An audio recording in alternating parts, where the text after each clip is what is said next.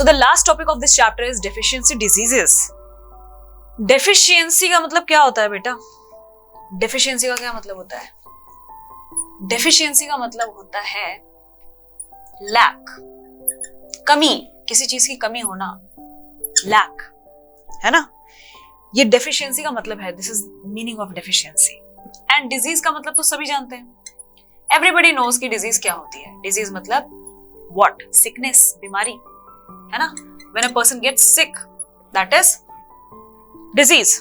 तो हम इसके बारे में पढ़ना चाह रहे हैं कि किसी चीज की लैक से, if something is lacking in our body, then what kind of disease it will cause?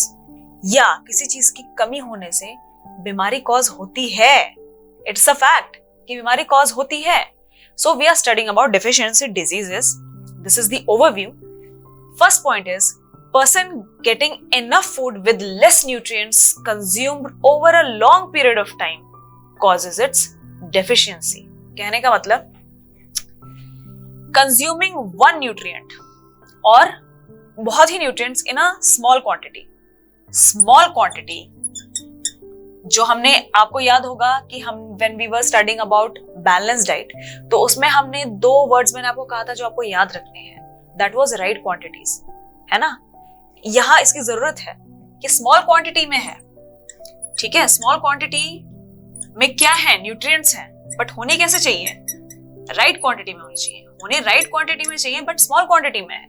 So obviously अगर आप इनको रिपीटेडली खा रहे हो daily, you are consuming them daily, which is not a good thing बेटा.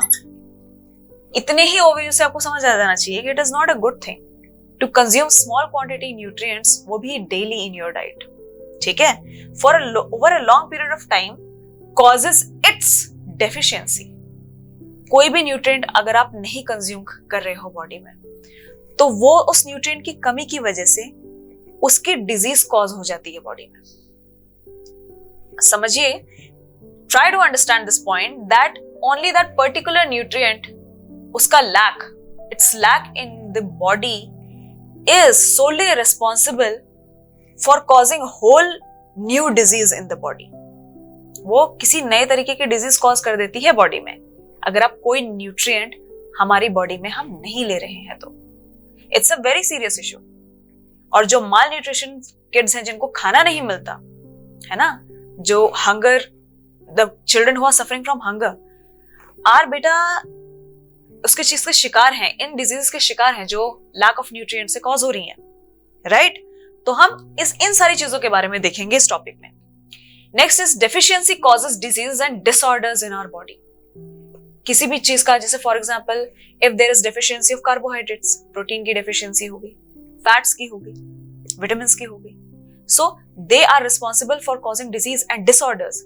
Disorders क्या होते हैं बेटा? जब आपकी बॉडी मेंटेन नहीं कर, एक अच्छे वे में फंक्शन नहीं कर पाती, नॉट मेंटेन्ड, ठीक है?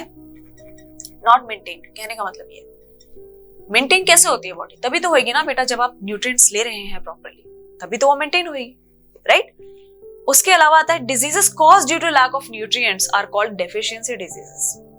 तो ये इसकी डेफिनेशन है कि जो लैक ऑफ न्यूट्रिएंट्स की वजह से जो डिजीजेस कॉज होती है ना, रिस्पॉन्सिबल कौन है? रिस्पॉन्सिबल इन डिजीज को कॉज करने की जो न्यूट्रिएंट्स आप नहीं ले रहे बॉडी में. Got it? उनकी वजह से जो डिजीज कॉज होती है उनको हम बोलते हैं डेफिशिएंसी डिजीजेस. ये पिक्चर्स है बेटा 2 डेफिशिएंसी डिजीजेस की, जिसमें आप देख सकते हैं कि कैसे दिखते हैं बच्चे जब उनके अंदर डेफिशिएंसी होती है न्यूट्रिएंट्स की, उनके अंदर न्यूट्रिएंट्स नहीं प्रेजेंट होते प्रॉपर्ली, है ना? वैसी मील नहीं मिल पाती उन बच्चों को. तो this is how they look. आप देख रहे होंगे पिक्चर में कि in one picture you can see the ribs properly of a child, है ना? रिब्स दिख रहे हैं आपको प्रॉपर्ली. आप अगर आप जनरली अपने आप को देखें तो क्या आपको अपने रिब्स विजिबल होते हैं? नहीं होते. क्यों नहीं होते? Because your body is totally और properly is growing, right? In this case also you can see कि जो लेग है वो कितना ज्यादा डिसलोकेटेड है ना, डिफॉर्म्ड लेग है. तो लेग ऐसा होता है नॉर्मली? नहीं होता, और होना भी नहीं चाहिए, है ना? तभी हमें कहा जाता है कि जो न्यूट्रिएंट्स है वो प्रॉपर्ली लेने चाहिए. And because of lack of those nutrients, these type of deficiency diseases get caused.